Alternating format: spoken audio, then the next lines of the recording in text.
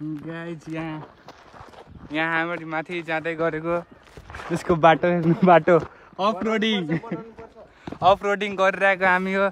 पछाडि हाम्रो साथीहरू नि आउँदैछ। सबलाई माया गरिदिनु, लाइक सेयर सब्सक्राइब ठोकिदिनु राम्रोसँग। अनि यहाँ हेर्नु एउटा यो दुस्नी जान लागेको हामी हेटौडाको एकदमै फेमस ठाउँ 108 धारा, जहाँ गाईको मुखबाट 108 वटा धारा लागेको छ। यो बाटो हो कि यसो हजुरहरू नि आउने भयो हेटौडा आएपछि एकचोटि घुमिदिनु होला। यो ठाउँ एकदम लोकप्रिय ठाउँ छ हेटौडामा, होइन साथी? एकदम डोना लौरा नि आछ यहाँ।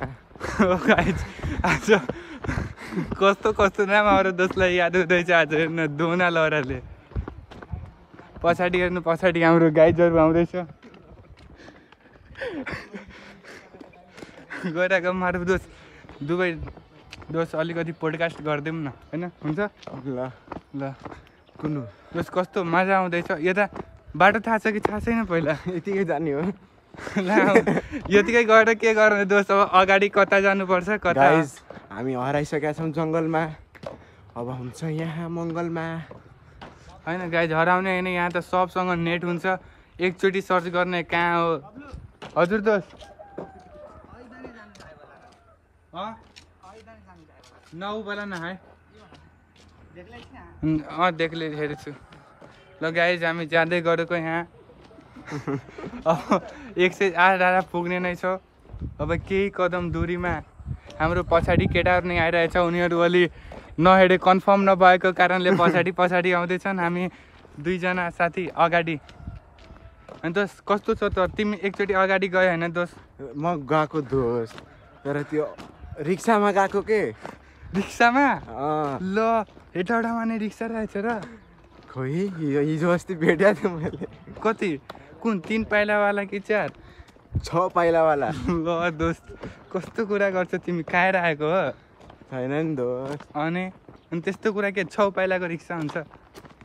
हुन्छ नि भाइ। ल दोस्त यस्तो कुरा नभन न। कति टाढा हो यहाँबाट एकचोटि भनिदिनु त? 2 मिटर।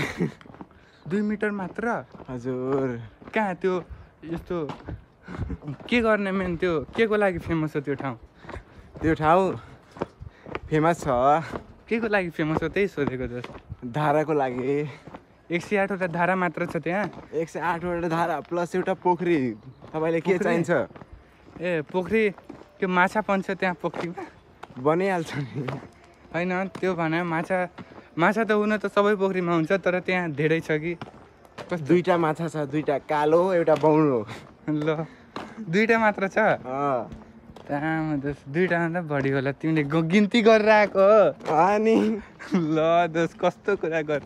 यहाँ पछाडि एकचोटि हाम्रो केटाहरू पछाडि छ।